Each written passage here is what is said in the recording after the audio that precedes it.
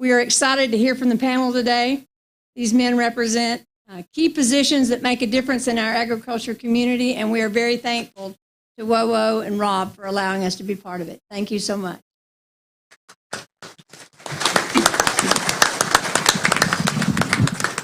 Thank you, Dr. Emberton. We have a brief amount of time today. I think, if you look at it, you say, okay, we have basically about 90 minutes. We have 90 minutes to cover some of the most incredible issues that are facing farming today. We could spend 90 minutes on any one of these things. Okay, so we're going to get started, and we're going to try and, deep breath, get all of this stuff in somehow in 90 minutes. I know a lot of this is going to move across lines, so bear with us if we're not getting to something that is one of your pet projects. I don't know that there has been any study done from any one of the major groups, whether it's the corn growers, soybean, wheat, dairy, it doesn't really matter what it is. Risk management and crop insurance is at the very top of the list, it seems. Now, you could argue maybe broadband, and we'll talk about that here in just a minute. But Senator Braun, why don't you start us off and give us an idea of what it is that you're hearing. Now, you're on the Senate Ag Committee. There have been some listening sessions. Crop insurance usually hits the top of the list. Get us started there. Where are we at? Thanks for doing this, number one. When it comes to crop insurance, that I don't expect any drama there. I think that the Agricultural Committee, believe it or not, is a very bipartisan. Since I've been on it the entirety of Senate tenure, it has been one that maybe doesn't get things done on time. Nothing in the U.S. Senate seems to get done on time. It's a little frustrating for a guy from where I've come from. But the good news is the Farm Bill, which has a lot of other moving parts to it, on the real farming side, that's all we're down to. I never grew up on a farm, but I've lived on one ever since I moved back to my hometown, which was back in the late 70s. Started a turkey farm back in 79, had that for 32 years, sold my interest to my partners, kids and grandkids, and then just learned more and more about farming all the time. And I remember the days of LDPs and direct payments and all the things where government was more involved. Thank goodness we're a little more independent, but still food security, all the things that involve farming, it is a lot riskier now than what it used to be. I hear no discussion that would tamper with that. If anything, in a year like we're going through now, let alone what is probably going to even be a more challenging year next year, when you look at all the things that have to fit together, that would be something that I think everyone knows needs to stay intact, and if anything, maybe enhanced to some extent, and to make sure that when you're talking about the other parts of the Farm Bill, nutrition, conservation, nothing happens there. I feel good.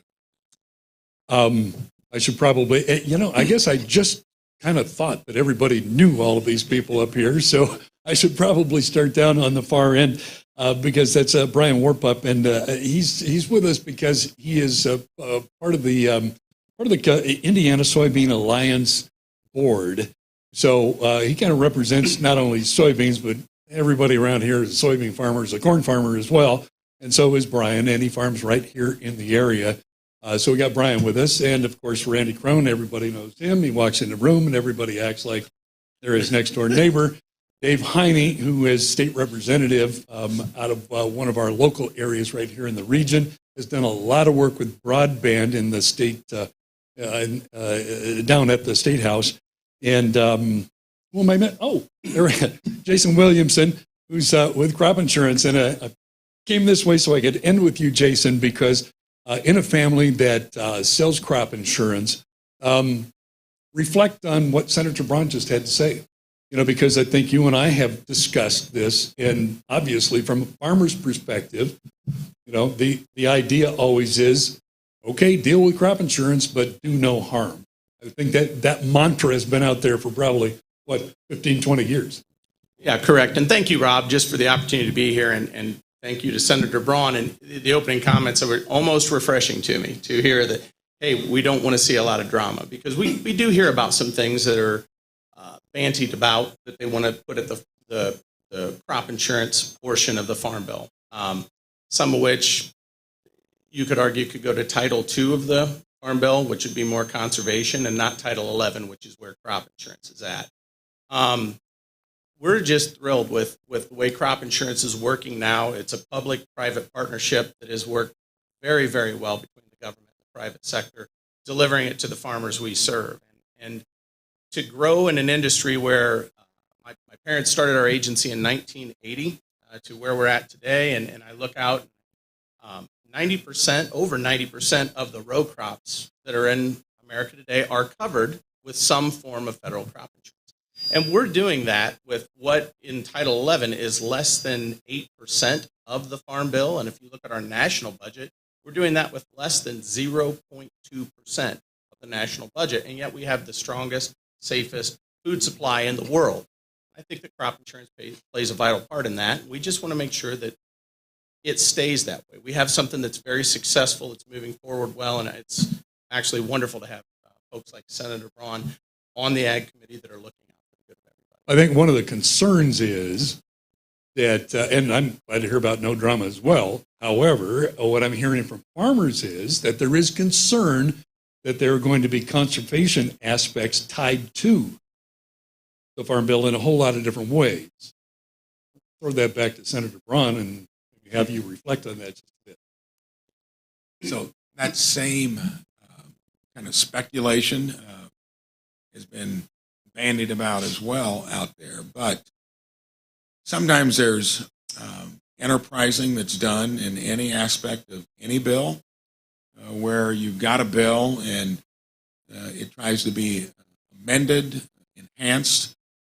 All I'm saying is that I don't think we're going to see much different. Now, when they try to do things that might make it more complicated by tying kind of a quid pro quo to it, I think there are going to be many of us that will see through that immediately.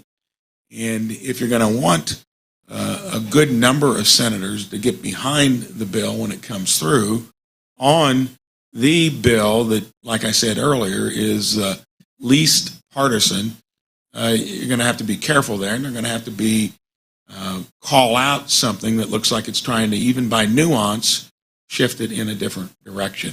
It's originating in the House. Believe it or not, even if you're on the Agriculture Committee in the Senate, we've seen no preview other than what we've heard, and I think it is good that farmers and organizations err on the side of trying to flush anything out before something descends upon you in a package that you may not be happy with. I just sense that shouldn't be the case. Brian, Jason and I have spoken a little bit more about crop insurance, and I guess one of the things we've talked about is that so you take do no harm. Don't take that to mean don't touch it, because if you don't do anything with it, we wouldn't have gotten ARC and PLC. I mean, so what are there things about it that maybe could use upgrading? Because when you talk to some of the organizations, I think dairy particularly, they're saying, well, you know, some of the criteria for the dairy program was written back in 2014. Lots happened since 2014. Maybe that needs to be upgraded. So I'd hate to say do no harm and let somebody think don't touch it. Quick comment on that. Once you start flexing something that is already working, fixing it if it isn't broken, there generally will be ideas coming from both different points of view. So then I think it does turn into a quid pro quo. That doesn't mean that if there's something salient that we shouldn't be bringing it up. And that's why I think we need input from the real world. I do, since I've been there 3.5 years, I didn't imagine some of the enterprising that's occurred unrelated to farming, just in the fiscal arena. I never imagined we'd be $30 trillion in debt when I got there 3.5 years ago when we were 18. And that's bothersome in general. even should be to the farming community, where we don't get very much out of a so-called farm bill. That kind of enterprising is not good in general. So I just think that the emphasis is going to be on getting it through. The other side does want to get a lot of senators to buy into it. And if you're tinkering in a way that would put some of the controversial subjects, I've been in the climate discussion for the reason we don't want to get walloped over the head with the Green New Deal stuff that we can't afford. And there'll be some discussion probably of that. I think it's healthy for conservatives to be in that discussion, not when it comes at the expense of maybe trading. And some of that got into the most recent package. In fact, that was the essence of it. And that didn't get one Republican vote. So I don't need to extrapolate any further. Don't want to make it too political, but that's what can happen. Well, it gets there eventually anyway. So. Well, if you thought this was going to be nonpartisan today, you don't know me, and you probably haven't listened to my radio show, okay? And to your point about it's taken too long. I mean, the last one took too long, and the one before that took too long. And I think said maybe it was the Corn Growers Association had some concerns recently and said, well, you got a whole lot of new faces coming in, and there are going to be new faces on both ag committees, particularly. It would appear at this point, if you've got 30 Democrats who've decided that they're not going to run for re-election, that we're probably going to see some new faces who probably don't understand anything about ag. Randy Krone, Farm Bureau, I just salute the Farm Bureau all day long because of the amount of work that you guys do on things like this, not only in D.C., but here in the state as well. What are the discussions? What are the things that are going on within the scope of the Farm Bill, or the Farm Bureau, I should say? Well, Farm Bill, there's no doubt our members are trying to build relationships. We're going to have some new legislators, whether it's here in Indiana or other, when we're talking nationally across the country. And so we're trying to work and build relationships. And I would tell everyone here, reach out, build that relationship, because you don't want to be having your first conversation when we're talking Farm Bill. You want to be having the third or fourth or fifth after you have that relationship and they trust you. Can I back up to crop insurance for a minute? Sure. Let me do that, because there's a couple of things that are critical. One, we just got done putting out the most expensive crop that I ever have in 38 years of farming. And to have a safety net is critical. Now, I think we have a general consensus, and I appreciate Senator Braun, and I know he's an advocate, a champion for us in D.C.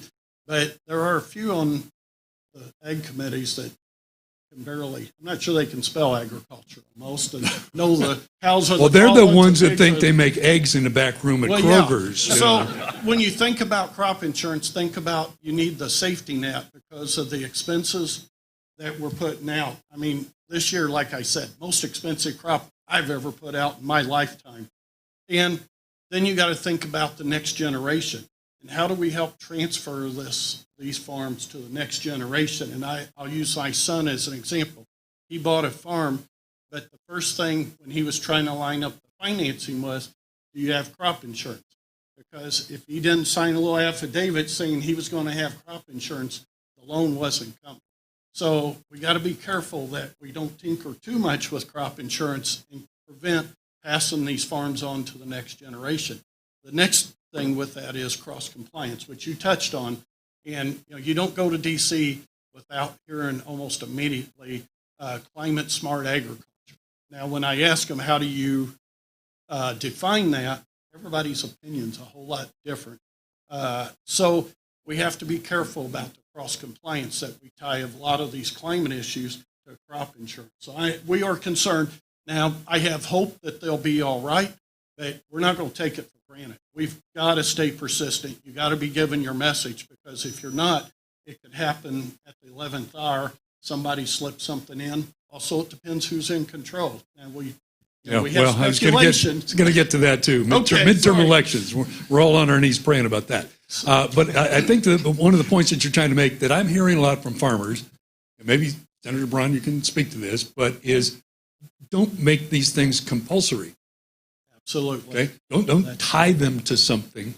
I go to a lot of field days, and what I've sensed anyway, going to field days, is that 10 years ago, when it came to cover crops, farmers are going, yeah, well, I don't know about that. And now they're actually showing up to cover crop. They're willing to listen to the conversation. Let's not just flush all that down the toilet by saying, okay, you can't have this unless you do this.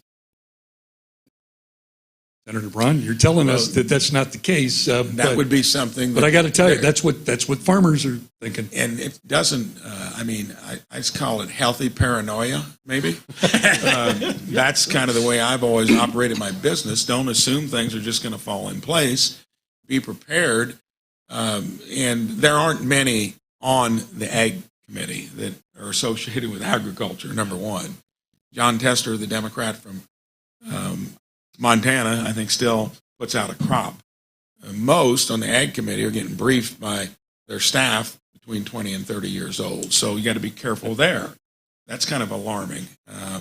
And this is, I think, got such a prelude to it, of that caution. It's gotten to be, we see the enterprising that can go on at the federal government level, and we've been a witness to that for a year and a half. Yeah. And we know what the last so-called Inflation Reduction Act was about.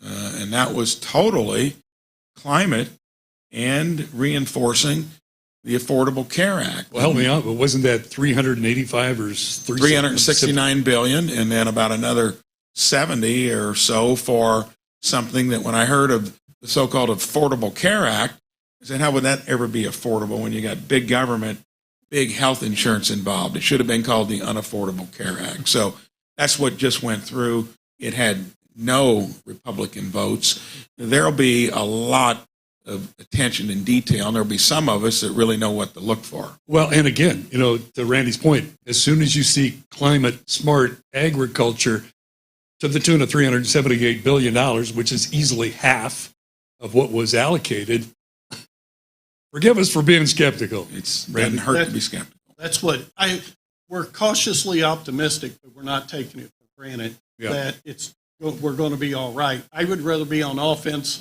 and make sure we prevented something bad from happening than taking it for granted and then playing defense at the end trying to change it. So I guess I agree with the senator, but I want to be cautious about how we move forward. Brian Warpup, down on the end. Farming, not too far from where we sit right now. 15 miles. Give us an idea of what you're thinking as you hear this discussion.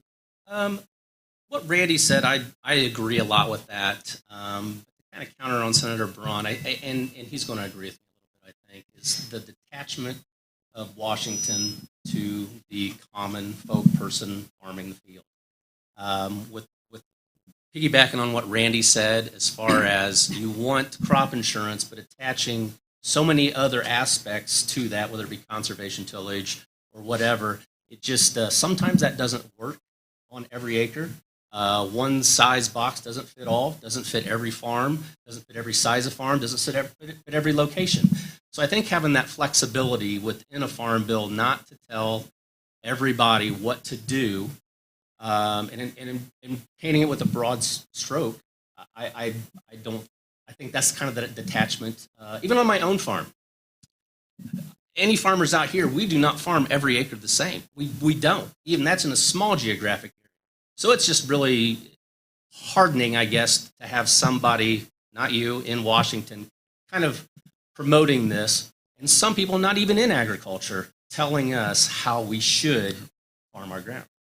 Well, and when you talk about climate smart agriculture, and they can't even define it, Randy, I mean, there's a real good start. Bruce, stand up for a second and address the crowd. Salute me when you salute me when you stand up like that. Bruce Kettler, who is the director of the Indiana Ag Department, and you are also part of another organization. Tell us about that, because you're in cahoots with a good buddy of ours, Ted McKinney, and actually trying to get some real good stuff done. I know that you guys have talked about this. Yeah, so what Rob's referring to is I'm a member and on the board of the National Association of State Departments of Agriculture, or NASDA. Ted McKinney is the CEO, so I guess technically he works for me, which is kind of an interesting deal. Could be. I don't know if he's buying that. But maybe not, maybe not. But absolutely, the discussion around the Farm Bill, and one of the great things about an organization like NASDA is we do look at it from a national approach. We're nonpartisan, we're bipartisan, however you want to look at that, because we have people in my position from both parties all over the country, very different roles. I think it was, different crops, different ways of producing. So one of the great things about the organization is we do have to look at things from a perspective of, okay, what makes sense? What can we get done for not only our area, but in general? And NASDA actually has 10 different priorities that we laid out 6-7 months ago already for the Farm Bill. General ideas to see, things around climate, things around even nutrition programs, conservation programs that are in place. So it's well thought out and gets a lot of vetting. And I don't know that I was surprised, but it was good to see that you guys included research in that. Absolutely. I think everybody understands that research, whether it's in the private sector or public sector, they have their place. And there's a lot of questions around, is it in the appropriate balance? Is it coming in? There's public sector research that I think we all would agree needs to be done. The challenge with it is sometimes maybe it's not very fast, but there is that ability to put it together and do it at the public level that does make sense sometimes. And one of the interesting things, thanks, appreciate it, Bruce. One of the interesting things about that particular organization is that they don't just deal with things like the Farm Bill, but they also deal with a lot of other things like the waters of the U.S. And a very fascinating group, like Bruce indicated, every single state in the union, so all kinds of different crop issues and problems and things that they're dealing with. I mean, look at the floods in Arizona as they've gotten their rainy season, and people are washing down the middle of Main Street in Arizona. Just craziness. Number one. Number two, and Bruce alluded to it, but the point is that they've got both Republicans and Democrats. So when they sit down in a room together and come up with a list of 10, that's about as bipartisan as it gets, I think, in my particular thinking. Again, we've got a very short amount of time today, so I think I'd like to maybe shift gears here a little bit. I mean, I know, Randy, you'd love to talk about waters of the U.S. Maybe we'll have some time for that. One of my key issues, too, because we're back at it again. And you know what? I think that how they're dealing with waters of the U.S. out of the Biden administration is another reason why we're skeptical in ag. It's like, you're trying to come after us again. What's this all about? Okay, let's go to the state level. Let's talk to Dave Heine for just a second because he's sitting over there going to sleep, listening to all this other stuff. Dave, you've spent a lot of time down at the State House working on the broadband issue. I don't know, we'll have to ask Senator Braun how this kind of factors into the Farm Bill, if it does. But, boy, a lot of money, and I know this is definitely, Senator, this is on your desk, the amount of money that's being handed out hand over fist for broadband. But, Dave, conversations you and I have had are not pretty about the state of Indiana because we can't get on the same page. No. And just tell everybody here, I grew up on a farm too and have a lot of friends here from Eastern Allen County from where I'm at. But I'm also going to tell everybody publicly that I'm an underachiever because I sat on Ways and Means Committee with our senator here, and now he's senator and I'm still on Ways and Means. But 6 years later.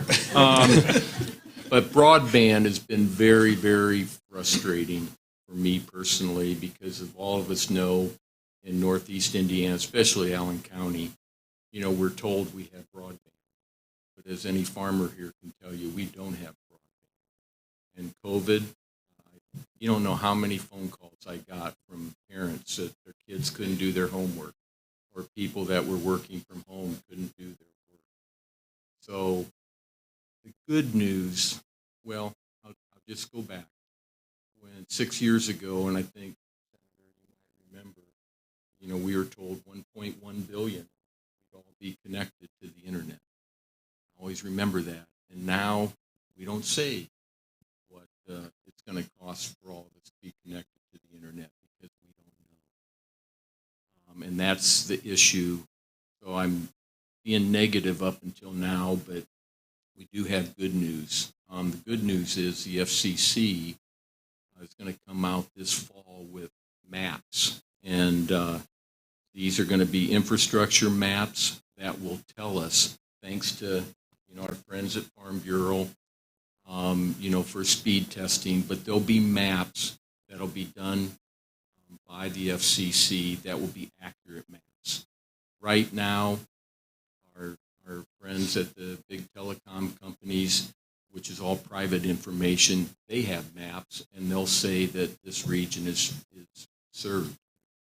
Well, that might be good for them to say that, but when you talk to the people that live in those territories, they're not served. Yeah, the old saying, easy to say, hard to do. And before you go further, I want to go back to Randy for a second and thank you guys for making the distinction early on, because I think that this goes to the point of where the money's going to actually end up. When you go to unserved, Randy, versus underserved, so glad that you guys made that distinction at the Farm Bureau early on.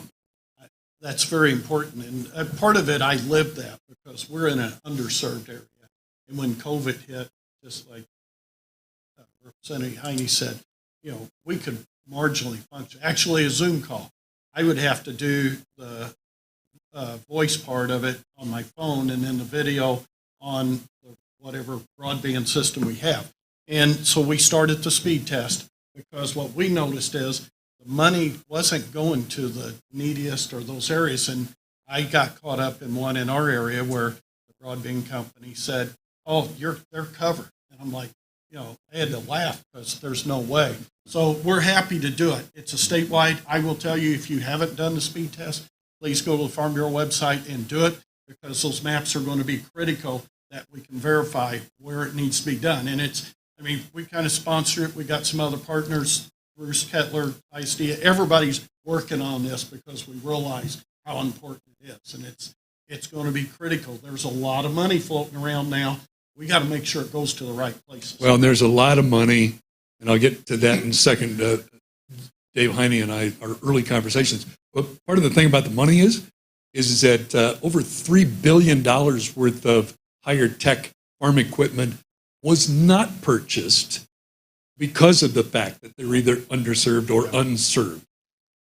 Dave Heine, you and I started our conversation, 3-4 years ago, whatever it was. And our concern at the time was, because we were looking at where the pots of money were coming from, we have money being dedicated to the problem by the state, and we were hearing that $350 million in the last 4 years, and that the federal government was going to kick in, and and then all of a sudden we see that there's 3 or 4, and now you and I, our conversation was, well, all of a sudden we got a whole lot of chiefs.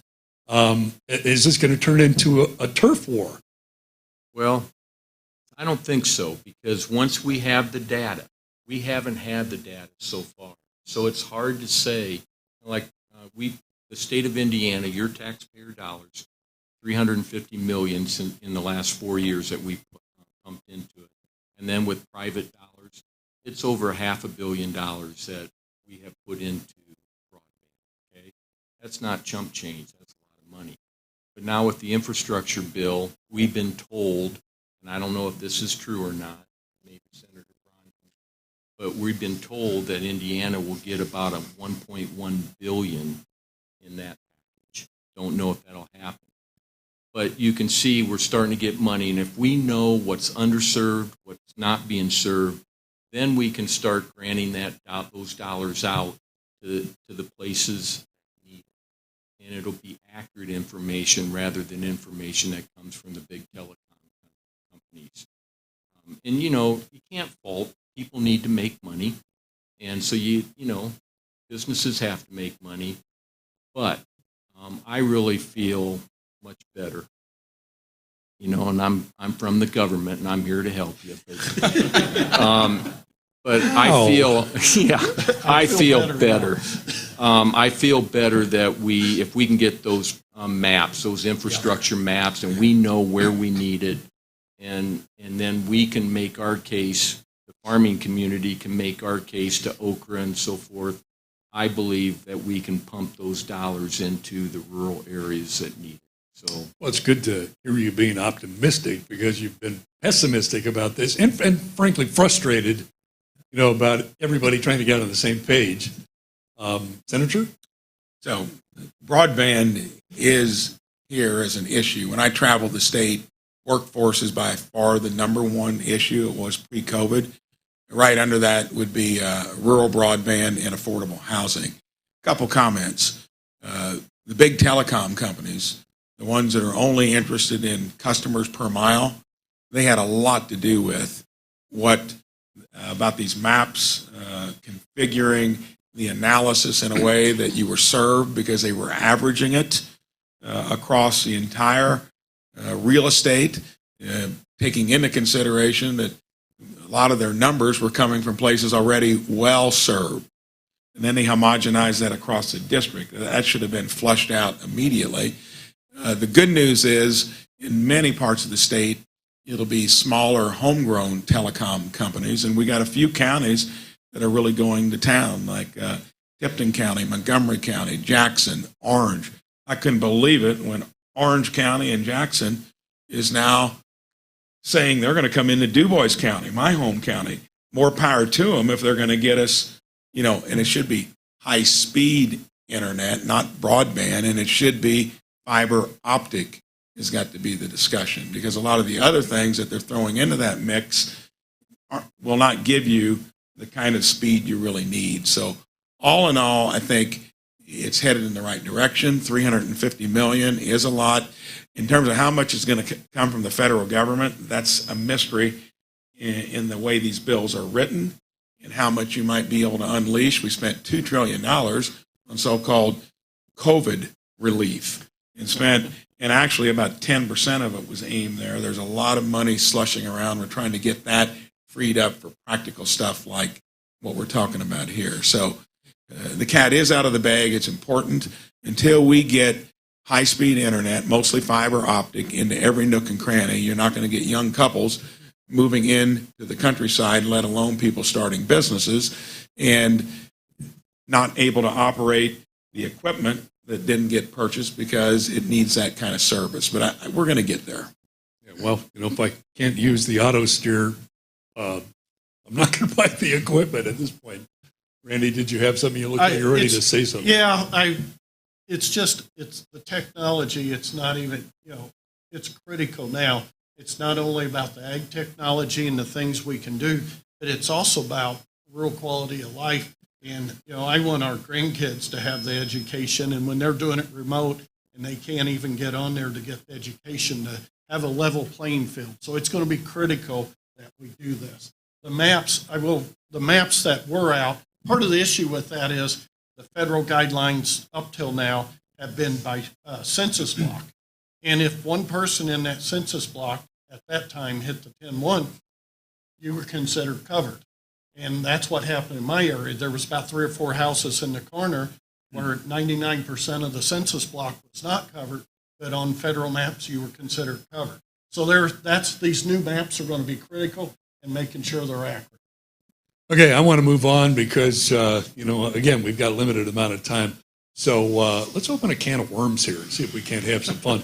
And that'd be overregulation. Zippy Duval, American Farm Bureau president, said we need rules that are clear and can be interpreted by farmers without spending thousands of dollars on legal fees. And he was talking about the Navigable Waters Protection Rule. Iowa Senator Chuck Grassley, who, if you are familiar with him, you've ever experienced him, you know that as he's been in the Senate for 50 years, I don't know, he's gotten to a point where he really doesn't care what comes out of his mouth. If he thinks it is going to come out of his mouth. And he said Biden's WOTUS proposal is government regulation without due process. Fighting words. And from the National Corn Growers Association, farmers need to let the EPA know how important atrazine is and has been. That one was just recently, and if you're a farmer, you understand all about atrazine and the fact that it's been tested up one side and down the other for, Mr. Warpup, tell me. 55, 60 years is how old atrazine is. It's Yeah. one of our 2,4-D and atrazine are our 2 oldest chemistries. And can you farm if you don't have atrazine? Yes, but farmers like atrazine, I've heard it be said that it's critical. It is. It is in Okay. corn, in grass control, in other weed control. But in this environment that we're in right now, and Randy mentioned that this is the most expensive crop, we are not over applying anything because it costs so much money. We want to be as efficient as we can to say we go out and we spray everything, overspray everything, whether it be atrazine or any other chemical. I don't do it. I don't know anybody that does do that just because of the pure cost of what it's going to cost us. We don't want anything to go to waste. We don't want it to end up in the water, whether it be phosphorus levels in lakes. Phosphorus levels are $1,000 a ton. I'm not going to over-apply phosphorus. And that's why I laughed when I read the information on what they're proposing out of the EPA. Exactly that. They had all these regulations in there about when you can apply and when you can't apply, and about spray drift and all this sort of stuff. And I'm going, what? You think that they want this to just run off into the stream? I paid a lot of money for that. I want it to stay right where it is. That's on the atrazine thing. And there again is just another nail in that coffin of why there's, so much concern about what's going on, because that hasn't been thought through. And then even as just insulting as it is, they brought to the table to try and underscore their argument at this point was a study that they used 10 or 15 years ago that was poo-pooed by their own scientists. They're bringing that back up again. So it's like, why do we keep going down this road? Randy, turn our attentions towards waters of the U.S. It's a gnarly issue, understand. And, after we kind of get this all out on the table for everybody and all of our concerns and everything, I'm glad that the senator has some background with the farm, because I'm sure that he's felt and thought about some of these things as well. But the Farm Bureau last time around did a lot of research on this. And that map that you and I were talking about, discussing, where they colored it in about all the areas that would be controlled by the federal government or almost anything. Probably, it was in the mid-90s. I don't remember the exact number, but basically you might as well say everywhere was going to be controlled by waters of the U.S. I always looked at that map and thought, what isn't covered? You had to look hard to find a spot. I think you had to zoom in. And, part of the issue, you mentioned regulatory overreach, and that's by all means, this is one of them that's front and center.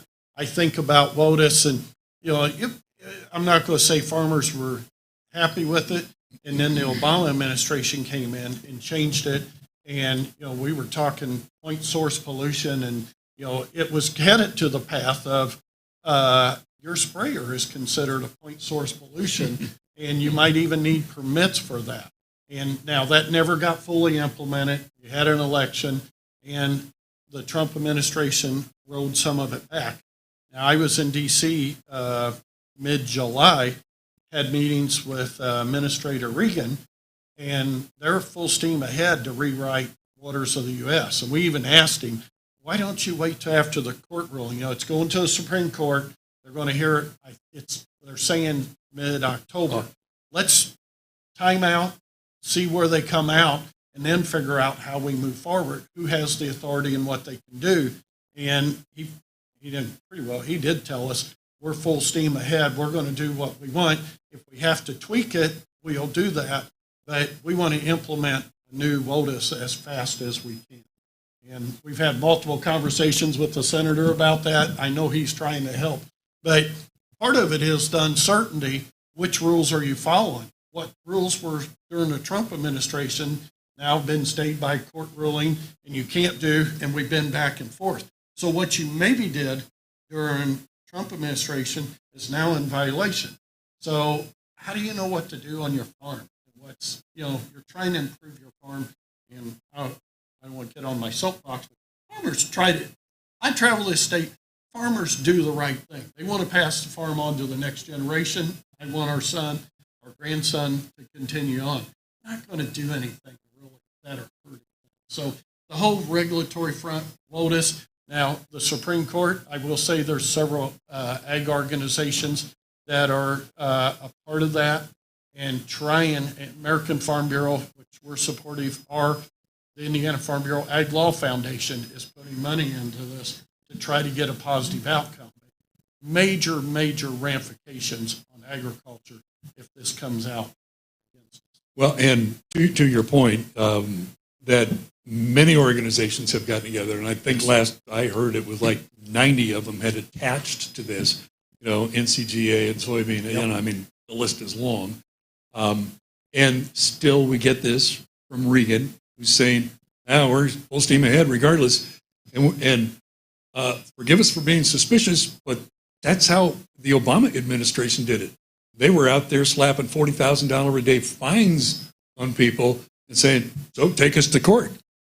Okay, and so that one in the Chesapeake Bay area, you're probably all familiar with it, they found a chicken feather in some of the runoff water from a chicken barn, and they were slapping a huge amount of fines on them. And so that went to court, the Farm Bureau attached to it, et cetera, et cetera. But after, several $1 million worth of court fees, basically EPA came in and they said, that's okay. No one farmer can actually fight these battles. That's why it takes all of our organizations together trying to help, because what farmer could spend several $1 million in a lawsuit trying to fight the same way Supreme Court? So that's why it's critical that we all come together. And we're pretty fortunate in ag. We all come to each other's help and try to move things forward. And that makes us unique. And I think we're pretty special in them terms, whether now I realize every state has their personal issues, but as a whole, we work together. And I think I'm going to take the opportunity right now to say we're also fortunate to have Senator Braun, a Hoosier, farm background, on the committee. Absolutely. So I know it feels kind of like you're getting beat up and we're throwing a lot of, garbage on your plate, but I'd be more worried about WOTUS, in my opinion, than the Anything in the Farm Bill going south on us, because that thing's been whipsawed around. Ironically, the ruling got changed late in the Trump administration. Then it had to be implemented. And of course, right when in the process of implementing it, administrations changed. And the only good news is they're so darn slow out there that having a full implementation is going to be our ace in the hole. And we should really be hoping that our conservative Supreme Court weighs in on this, because Regan, who comes from agriculture in North Carolina, when many of us interviewed him, let on as being more sensitive to our side of the argument on WOTUS. And now, you just said it pretty clearly, they're barreling their political enterprisers full speed ahead. And I think that's coming from another Hoosier that runs the show, Ron Klain, the chief of staff, who that guy in the administration espouses every heavy-handed feature of the federal government. So first dust-up I had as a senator, we had IDEM and a local conservation officer in overdrive in DuBois County chasing down farmers trying to clean out ditches that hardly ever have any water in it, just routine maintenance. We had 2 meetings with close to 300 farmers there, worried about all the details of what could happen if this thing gets fully implemented. So I hope that the Supreme Court weighs in, because I'm more worried that through the EPA, through Regan's kind of very quick about face when he said he was going to be very sensitive, since he came from farming, worked within the North Carolina farm state agencies. Now you hear this, and he's taking marching orders from up above. I agree, because I know the president in drawing a blank, was Virginia. He came from Virginia, right? Whatever state he came from. Reagan? Yeah. No, from North Carolina. North Carolina. Yeah. You're right. Thank you. Yeah. And that's what their president there told me. He was very ag friendly when he was there in that role. But I think because that was state government he was working with. His marching orders are a little different now, so he's following what he's being told. So, but it is challenging. I would agree with Senator Braun. The WOTUS ruling could be very detrimental. Farm Bill, I'm cautiously optimistic. Vote us. I pray that we come out on this one. Because And it got so crazy. Remember when you saw the signs on 69 Yes. on the bank right off the roads where there's never going to be any water in it? It's got a slope like this, unless it's raining. Had Waters of the U.S. I don't know how much it costs to put the hundreds of placards on metal stakes out there, Waters of the U.S. And that is the extension of craziness. And that left, and now we're dealing with this trying to find its way back. One of the frustrating things as well is that you talk about signs like that. You know, we're talking about a fairly uneducated public when it comes to the issues of farming. And when you term things like waters of the U.S., you know, who can argue with waters of the U.S.? Everybody wants waters, right? So it makes it difficult for us to make our case sometimes, because typically it seems like after they've gotten that kind of messaging, we're playing from behind. We're playing defense. And part of what's at issue at the Supreme Court is the definition of navigable waters. And that's what it comes back to, because Clean Water Act many years ago said navigable waters. Now, I don't know about others. You know, I think you ought to be able to put a boat on a navigable water. But they say because of controlling those waters, they kept backing it up. Now it's a little stream that's running off of your yard or your field or anything. So basically, I'm oversimplifying it for the lawyers, if there's some would be cringing, but it's basically Michelle? how do you define navigable waters? Well, the argument. the problematic term was significant nexus. Yes. You'll recall. Yeah. And it's spent a couple of weeks trying to figure out what significant nexus was in their definition. Let's move on, see if we can't bang one more out, and that'd be taxes. This is one, Michelle.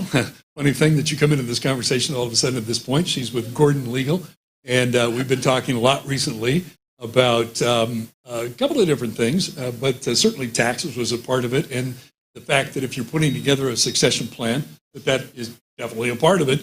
I don't know, Senator Braun, I'm starting to sniff a rat here, because I'm starting to see that there's some conversations around, whether or not they can mess with some of the things that got fixed, quite frankly, under the Trump administration. So the biggest benefit for any of us that come from small business, farming, would be LLCs and sub-S's. Any proprietorship, partnerships got the benefit of that qualified income tax deduction, which basically took rates from 39.6 down to 29.6. You can thank one senator for that. That was Senator Ron Johnson, who owned the business. I'm sure he had an LLC or a sub-S from Wisconsin. Otherwise, it was going to be the big corporations that ended up with the tax break from 35 to 21%. We were way too high at 35% because that was the highest corporate rate in the world. But it was going to go through with no attention to all of us. And I was watching that closely. I was running then. I wasn't in the Senate. And thank goodness that made it in barely at the end. And he was willing to go to the carpet and tank the whole thing if it didn't get done. And we need more of that on things that are really important. Sadly, that sunsets in 2025. And that means that, say you do have that good year, then all of a sudden, let's just keep the numbers simple, 30 to 40, that's a 33% increase back the other way. It was a 25% cut.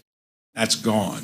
And then when it comes to issues like how do you get assets into the next generation, that's a whole nother consideration that if you ever get in an enterprising mood, which happened recently with a reconciliation bill, that can come into play. Hopefully that has not been discussed. It would then bring the ire of not only farmers but small businesses across the country into the discussion on current estate tax laws as well. But those are the two big issues. The one that's probably most in play, meaning that you need to control both chambers and the presidency, unless you'd run it through reconciliation, would be that qualified income tax deduction. And correct me if I'm wrong, but the way I read a recent story was that they're looking for a way to not allow it to go all the way to 2025. That would have had to have been done in the last bill that passed, and that Okay. that would have probably you would have lost maybe cinema or mansion in that discussion. Okay. That's how close it is. So Last time I was in D.C., Mr. Krone, I was interviewing some people from the American Farm Bureau, and our discussions moved toward midterm elections. This is where we get political, by the way, so you want to strap on your seatbelt. But I'll go to you first. What are you guys thinking? Oh, that's a hard question. That's a setup almost. It's a tough political environment. This country is very, very divided. What happens, I'm not going to speculate. There is a lot of speculation. The Republicans will take the House. The Senate, I think, in the last few weeks has become a little more.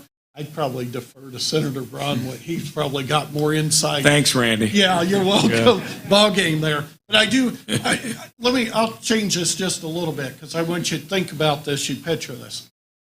It takes, 218 votes to pass something in the House, correct? There are 200. It's about a 4-vote difference currently. So But 218, there are 220 representatives that are on the coastal states that actually account for 16% of the land mass can control the vote in the House. So that's what I want you to think about this. 220, that's more than the majority, by 16% of the land mass, and that's just on both coasts. Yeah, there's a lot on the left coast. Well, yeah. So Underscore I left. guess I want to put that in perspective so you realize we're very fortunate in Indiana. We have a lot of very ag-friendly legislators, and they help us. But you got to understand the political lay of the land, what is out there. And when it comes to Farm Bill, the nutrition part of it, we didn't talk about. Nutrition part of it is part of it. That's where we gain a lot of the votes on the Farm Bills through the nutrition side of the Farm Bill, not support for agriculture for farmers. Well, I apologize. I probably should have made the question just a little bit more specific. Okay. But that would be, within the context of this conversation, how would you see things, Senator Braun, maybe changing, understanding that election needs to take place, they have to be seated in January. How long is it going to really take before anything, takes place? And this goes back to your point earlier about maybe it's going to be delayed, and maybe that's a good thing. So if we win the House back, and this is from a political point of view, you put a tourniquet on craziness because you can't pass any laws.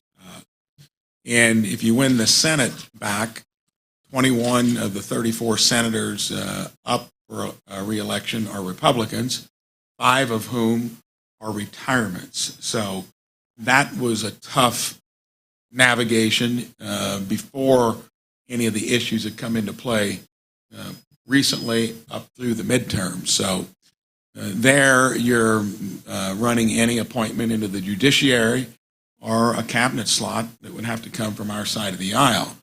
But here I got into politics because I was frustrated with business as usual in D.C., especially how flyover states, when you just mentioned the disproportionate amount of coastal kind of impact, is we have to articulate our point of view better. The other side, they're political enterprisers. And you got to remember the federal government is not only their growth business, it's their cathedral. If you really want to simplify it, that's the way I view it. We, on the other hand, talk about free enterprise. We talk about wanting less debt and all the things that are important to a conservative. And when do you see that happen? They generally drag 10 to 15 Republicans along with bills that they originate. Have not seen one significant Republican bill that got one Democrat on board. So that's the difference in the dynamic. And you got to be honest about it. You got to acknowledge it. And we got to get people there that can articulate it. If we do not win the House back with margin, and we don't articulate how small effective government based on faith, family, community, the things that work in Indiana, that resonates more broadly to the independents, especially that are hugging conservatives or Republicans right now, we need to go to therapy school on how to articulate better. I mean, that's just my opinion. And if not, we'll be on the sidelines again, complaining about it, giving all the turf back to the political enterprisers. So then the biggest issue is not the midterms. How do you, which has increasingly become a Hail Mary for our party, win the presidency? Because we can't enterprise, we can't undo things that shouldn't have been passed into law in the first place if we do not get that back. So that means we can't change anything, literally change anything, until January of 25. And so much of that's going to depend on the case we make to the American public. Okay, well, but I want this in the context of the change in the Ag Committee. That's what I was. Okay, well then I'll let Can you I touch on that? let you be up first. Go ahead. But Go ahead. right now, you've got David Scott from Georgia leading the House Ag Committee. That if the Republicans take over the House, you're going to have G.T. Thompson from Pennsylvania. He comes from a dairy farm. And we've had multiple conversations looking ahead, thinking, what's going to happen here. So you have a different leader.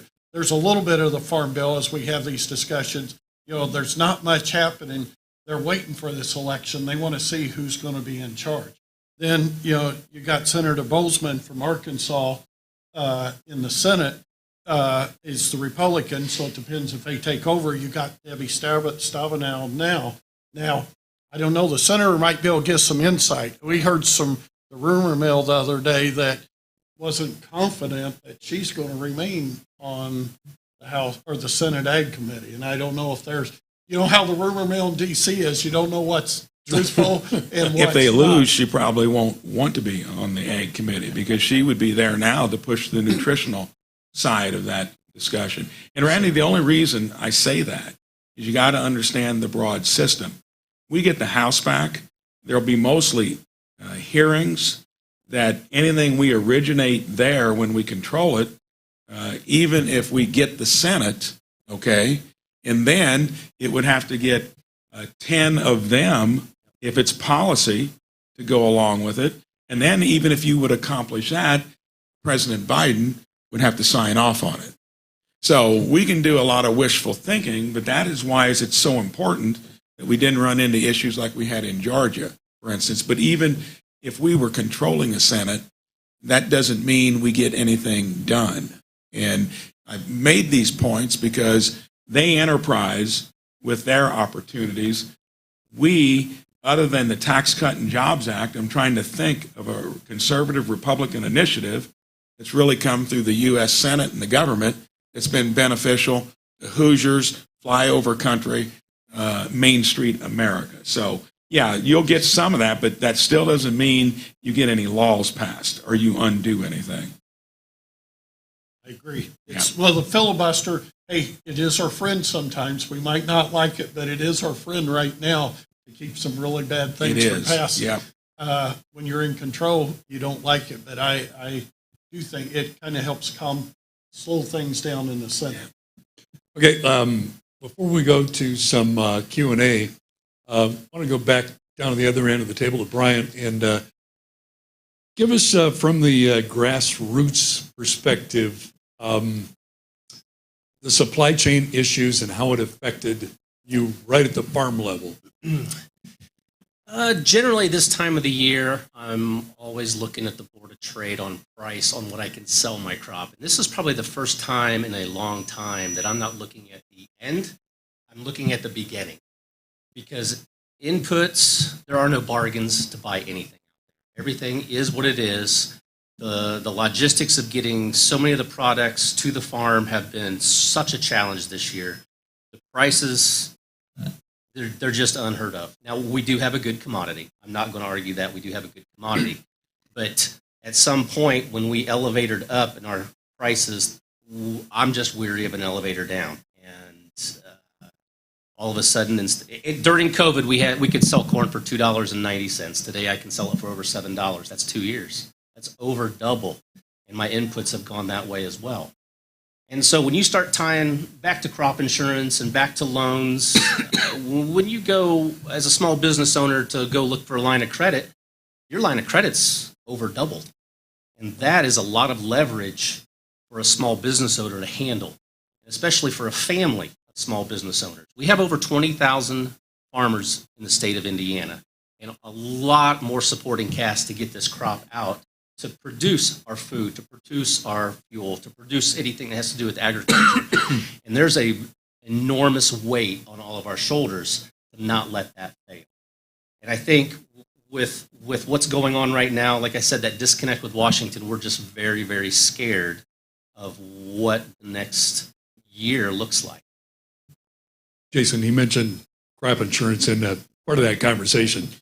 Yeah, and Brian was hitting what I saw this winter as I was sitting down going over things with guys. And yes, the commodity prices are up.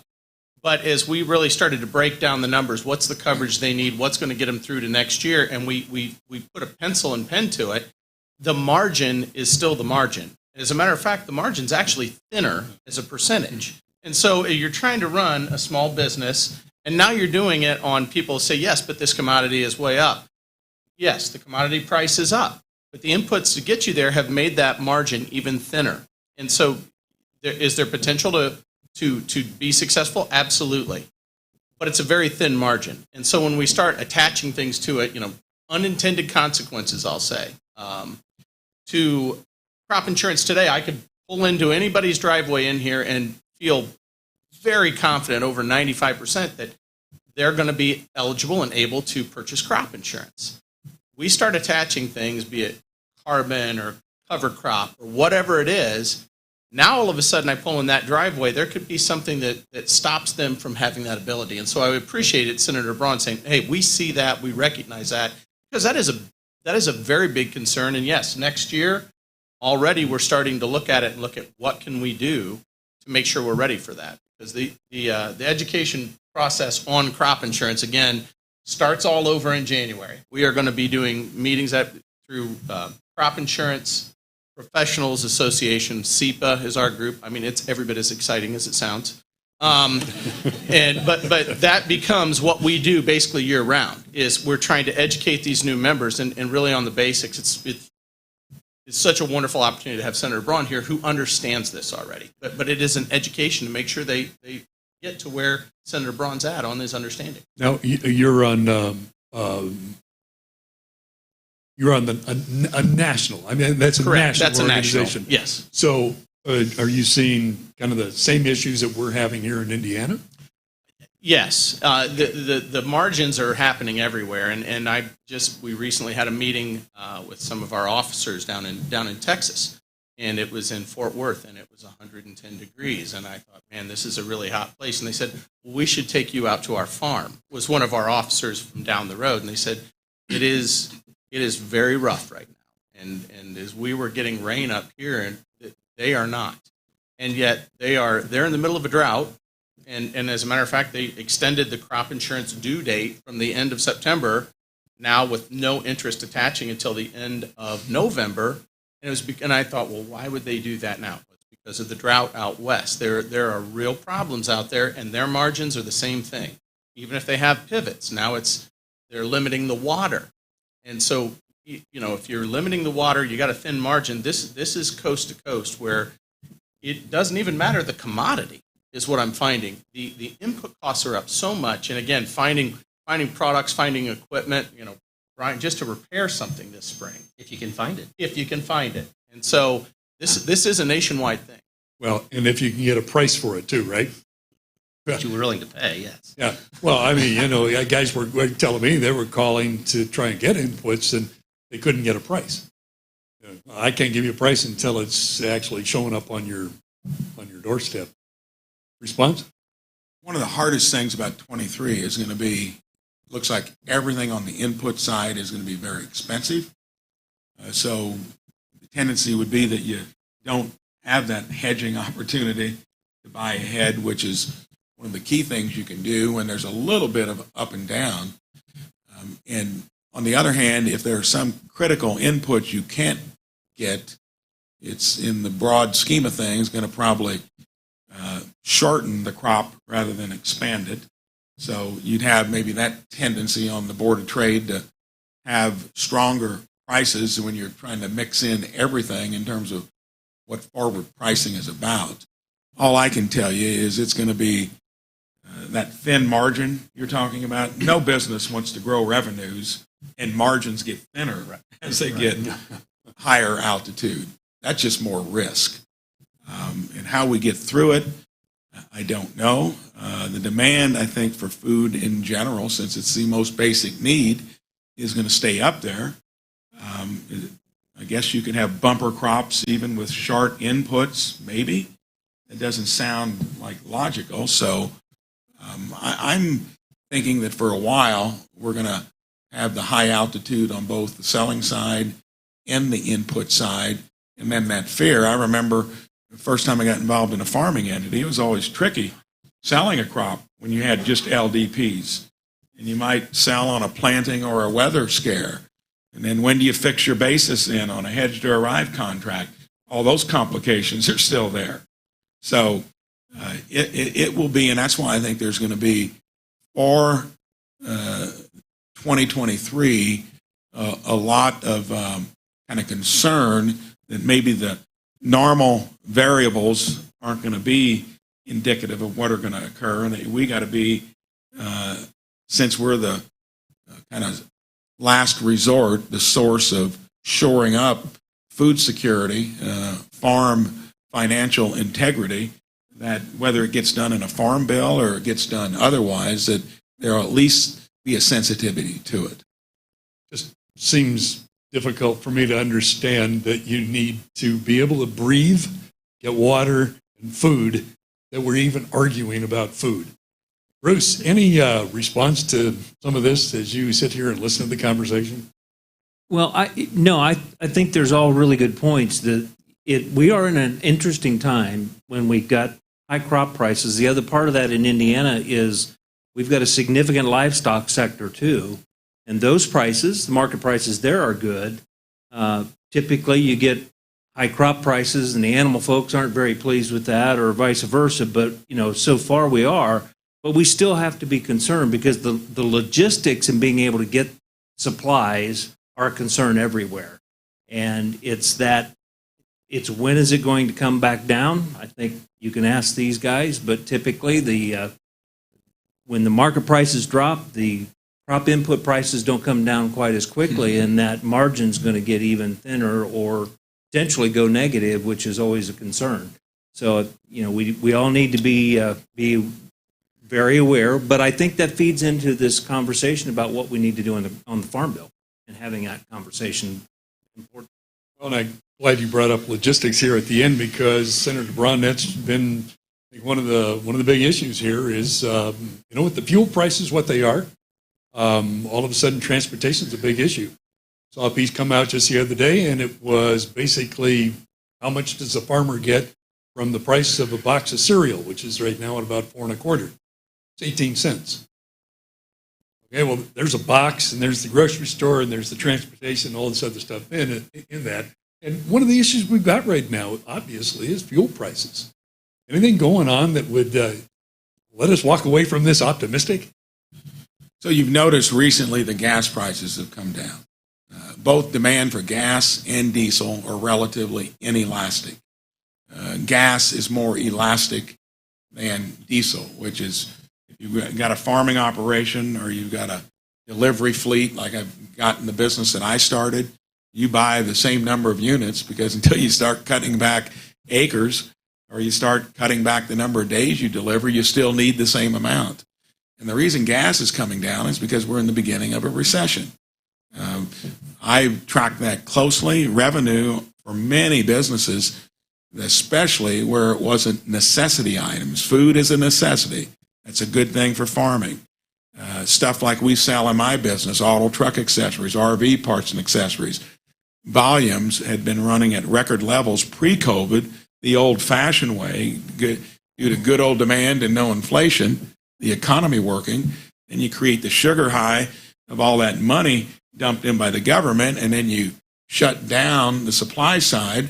We hadn't had that since 81. So fuel is going to be very sticky for what we use, which is diesel.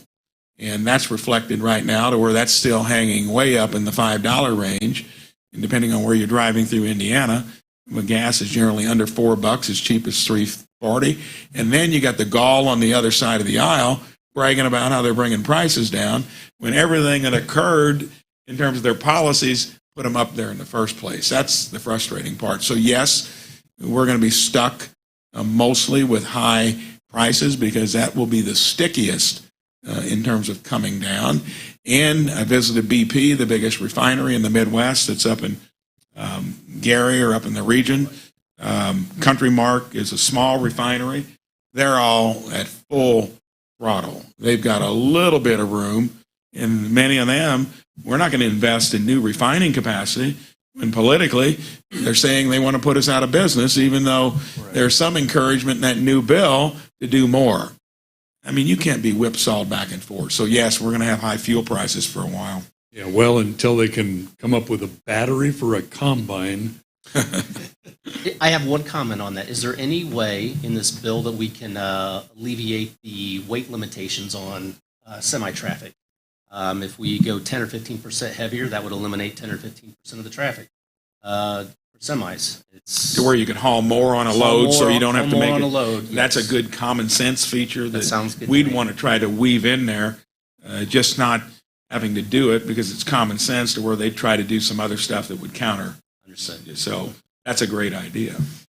Well, you know, is it gratifying from a common sense standpoint with regard to trucking, Brian? Oh yes. When we finally got the story across that hogs gotta you can't stop. Okay, once we start moving them, got to get them there.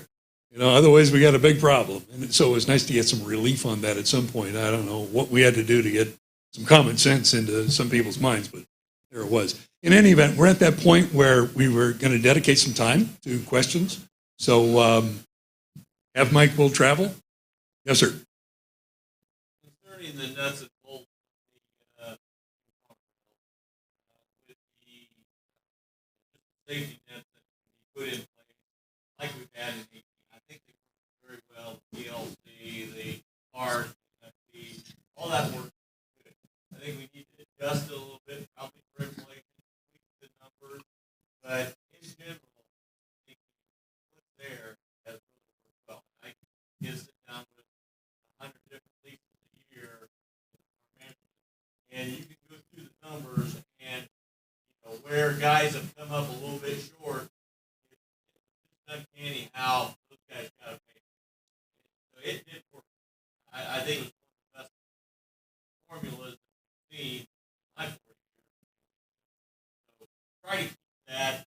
I mean, you got to adjust maybe for inflation. I think And I don't think there's anybody thinking about fixing something that isn't broken and that has worked so well. And Randy, that's where it'd be important to get not only state farm bureaus, but the National Farm Bureau to weigh in as probably the ear we would listen most closely to. And that's the kind of input we need. But I have not, again, there's been no cat let out of the bag yet in terms of what we're going to be looking at other than stuff we've been worried about maybe not getting in there. And I don't see that happening, but we need to be kept posted, even to the details of maybe where you'd like to tweak it a little bit to make it better. And I think that's something we could probably finesse in a year where there's heightened concern about how something that's been working well to make it even better. Can I make a quick comment on that too? Is that all right? Rick, I completely agree with you, and I would say on the crop insurance side of it, that consistency and knowing those programs, the ARC and the PLC, have been big for us because now you've seen products where crop insurance can innovate and come up with new ideas, like the supplemental coverage option or SCO, which goes with your PLC, which covers that shallow loss. Or now we're looking at the ECO or enhanced coverage option. These give us the ability to be at a 95% level or even to have that shallow loss that you would get with our county, and it's because of the consistency of knowing where we're at. When we can do that, we can go through a 508H process, come up with things to fill in the gap. And I think that, again, the consistency, and that's what I hear every time I talk to somebody, as I see clients, it's don't change it. I like knowing where I'm at, because at least that way I can make a plan. It's difficult to do, the margin is thin, but keep it consistent. So I want to thank Senator Braun. Consistent leadership has been outstanding. Okay, Michelle, get prepared. I'm going to ask you some of your thoughts in a minute while I walk over here to Trent Wolf. Trent Wolf is with a very large agency that I've been familiar with for several years. Trent, why don't you stand up, please? So an accounting firm, and you guys spend a lot of time with farmers. So as you listen to this and as you look at your clients and give consideration to what's on the board, what are some of your thoughts? What is conversations within the agency? So, I mean, profit's been well past couple of years, but now margins are tight. I know I've recently had some clients with the new program payments with 125,000 payment limitation. How do we change that limitation when there is a bad year, and getting more payment limitations for those people that are directly involved with agriculture? So obviously not big farm operations, but the producers that are family farms. So I know that's one of the big things is how do you justify and detail who a farmer is and how can they qualify to get bigger payments when it's needed? It sounds like an issue that's been going on for a while, because I know we had conversations about that 4 years ago. Yep. Still an issue. Oh, yes. Trent is with Klein's CPA, and they do a lot of work with farmers, so good guy to listen to. Michelle is with Gordon Legal, and as you listen to this conversation today, I'm sure you probably had some thoughts. We've had a lot of conversations recently about succession planning, and so obviously, the whole tax situation, and then when we have seen land prices explode recently, like a lot of these succession plans, just from a tax standpoint, we had to sit down and refigure those. Yes, I think sitting here today, I think one of the most positive things I've heard is the last few years have been quite stressful, because every single year there's been talk of getting ready to step up in basis for capital gains tax purposes. There's been talk of reducing the federal gift tax, estate tax exemptions. And I very much agree with Senator Braun that at the very least, if through the midterm elections that the Republicans can get control of the House, we kind of put a tourniquet on that. And so I am excited because I think I might actually get to go to Christmas dinner this year. Because for the last few years, we didn't know until the 11th hour whether something was going to pass. So we had to be talking to our farm clients all year, getting prepared in case something was going to. And we're finally kind of taking a little bit of a deep breath, at least until the law sunsets at the end of 2025, going into 2026. So we've got a couple years here where we're feeling a little bit more positive about where our clients' farm succession plans are, and that they seem to be stable here for a few years, despite the fact that real estate prices are increasing so much. Now, in past 2026, we're going to have to revisit that all again. So, well, and she makes a good point, and just because she's kidding about Christmas dinner, it's really the truth. We were sitting down trying to figure out what kind of a message we had to change to communicate to farm families about what we were going to need to do and how quickly we were going to need to get it done. So when we don't know the answer to those kinds of things, the uncertainty is just brutal. It's brutal from the input standpoint. It's brutal from the succession planning and pretty much anything else. Any additional questions? Certainly want to make certain that there's time for it. There he is. Ramey, how are you? So I really appreciate the fact that you talked about R&D, and there's an important aspect of R&D in the Farm Bill. I'm wondering how this might tie in, whether you can target R&D for improving input efficiency so that things like maybe biologicals or cropping systems, new technologies maybe even that we haven't even thought of yet, might help alleviate some of the issues with input cost. Remy's here with the Ag Department here at Huntington. So the whole topic of R&D, that was the subject of up at Leesburg, Indiana, where that was centered all around that. And I think that is where we really, since technology has, definitely entered farming in a big way, we need to hear from the broad spectrum of where we should emphasize. I think in general, as we've come through COVID, there's going to be a lot more interest in R&D being done at a federal level. It's sad that we don't run our operation better to where, we're doing it from a solvent point of view. But R&D investment, as opposed to spending and consuming, which we do so much through the federal government, is a valid thing for the government to do. And I think going forward, we never imagined technology would enter into so many facets of our life, from healthcare to farming methods, even in our own business. We've differentiated logistics and distribution by we've got 20 coders that we hire. And heck, I was on a Radio Shack, information system for half of those years early on. And that's how much it's changed. So R&D is a valid thing to talk about. The private sector shoulders a lot of that burden, but it's a valid area for the federal government to weigh in on. We just need to hear from the people that would understand it most what it is, from Indiana, Farm Bureau, from farmers in general, where if we get down to the particulars where that's something that can be enhanced in the Farm Bill, please give me, give my staff, give all of us that can weigh in on it, what that should particularly be. Well, of course, as soon as we have, swine fever off the coast or whatever, all of a sudden, and it's, R&D, we should have done that last week. Rob, can I comment? Sure.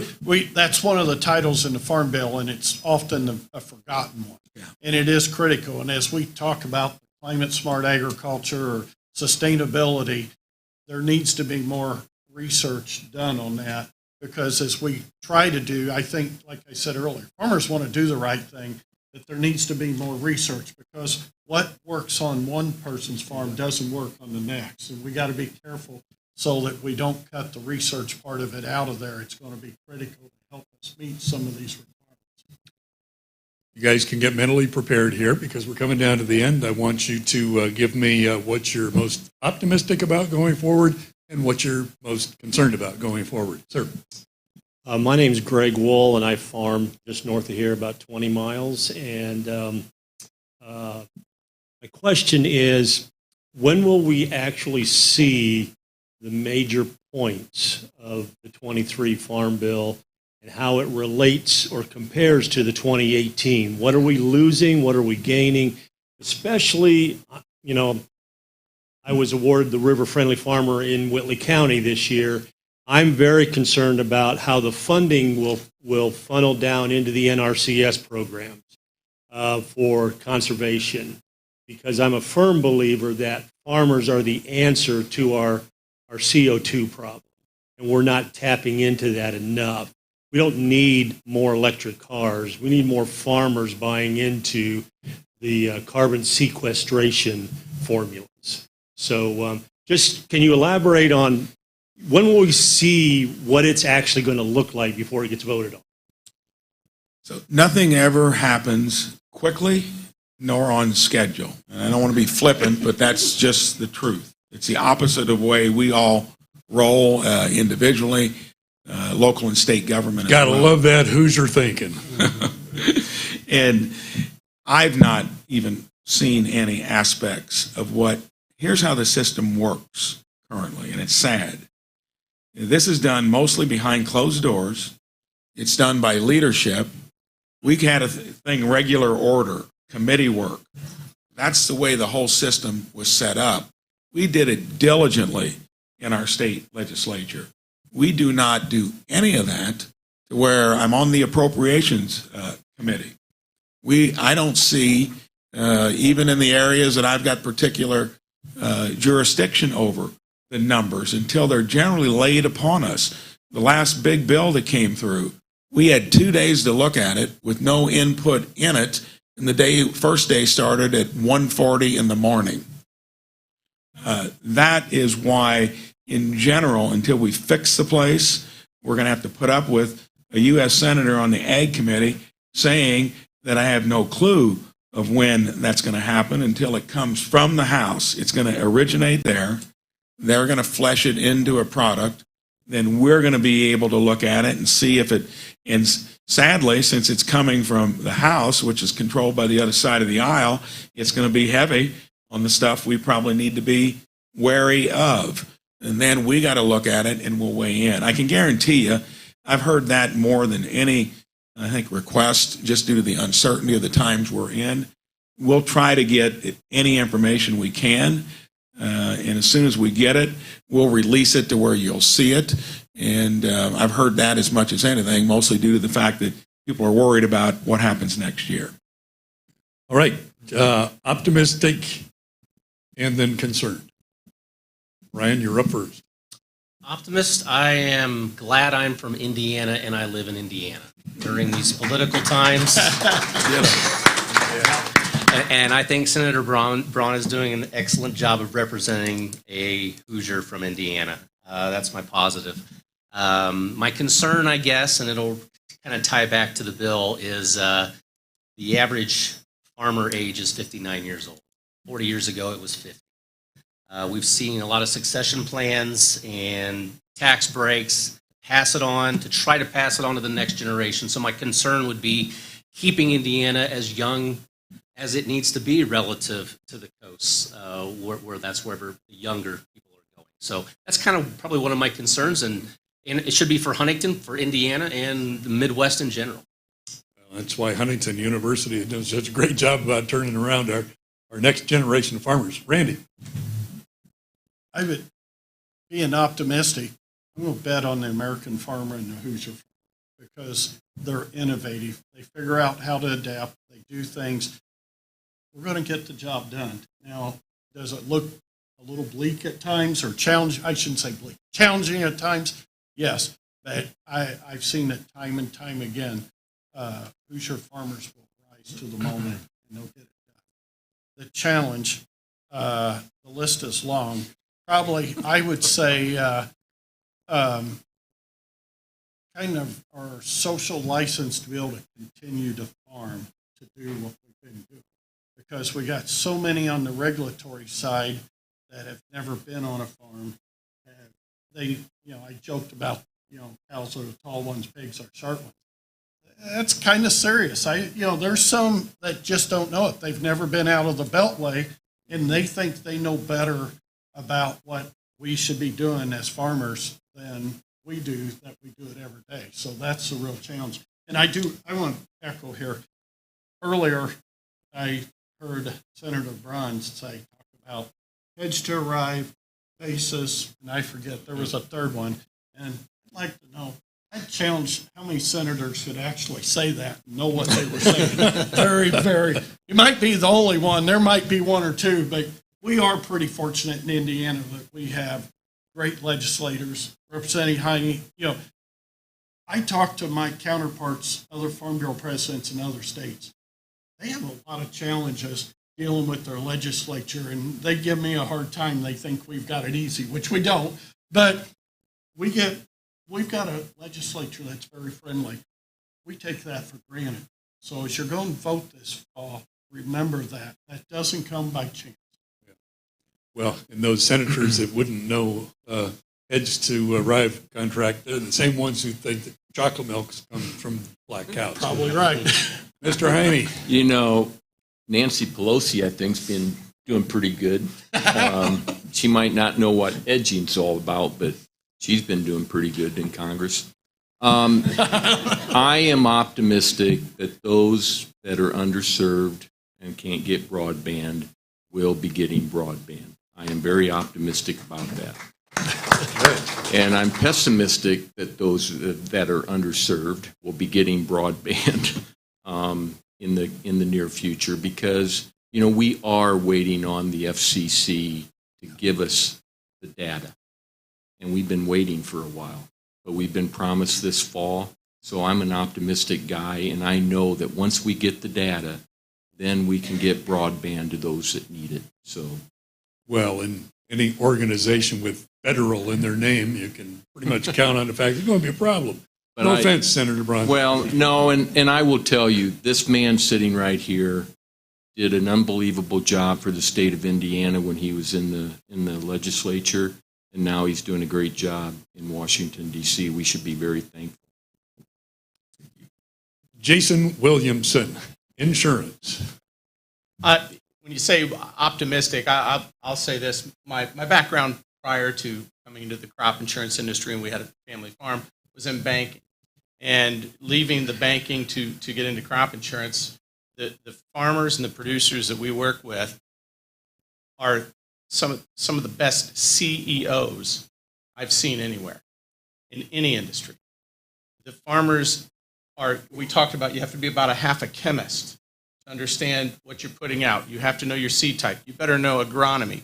You better know agriculture. And oh, by the way, we need to work through the rules while we're trying to sell and hedge and make a profit.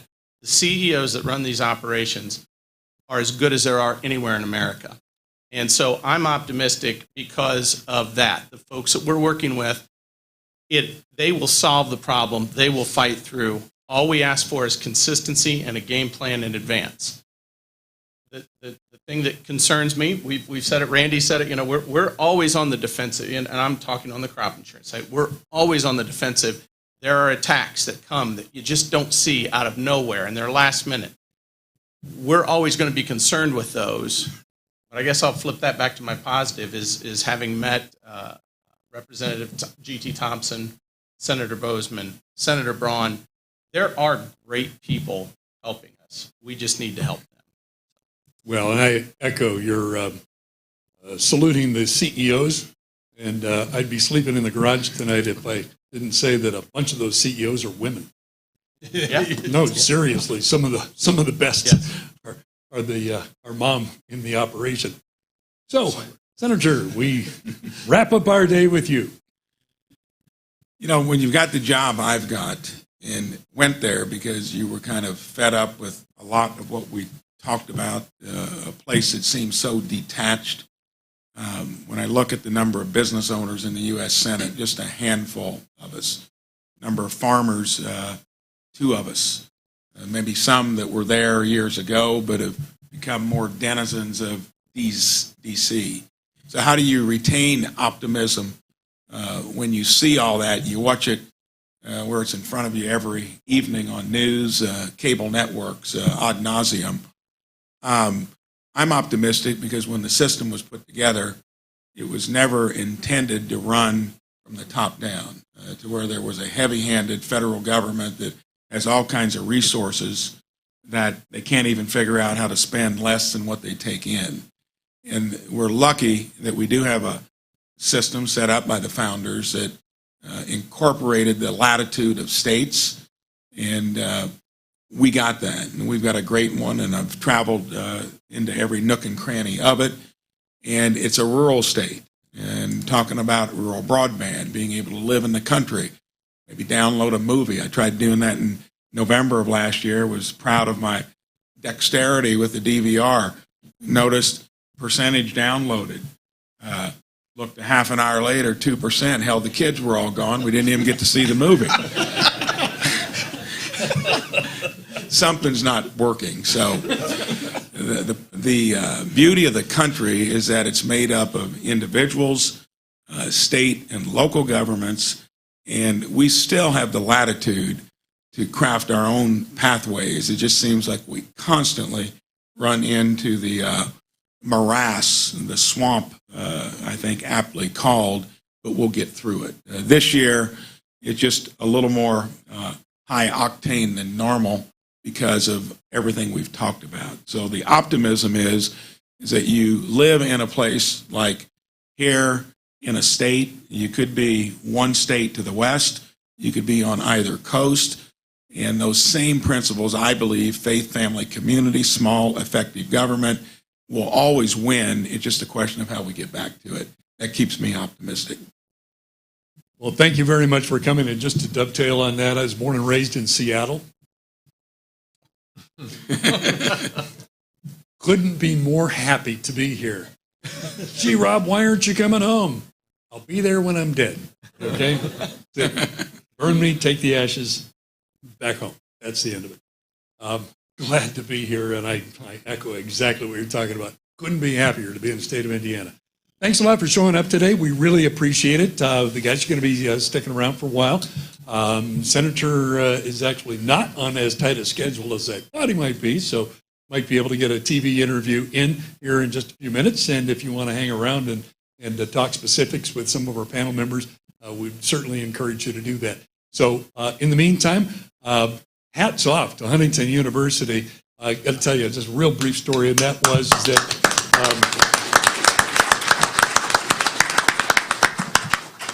the culprit here is standing in the back of the room, and his name is Nate.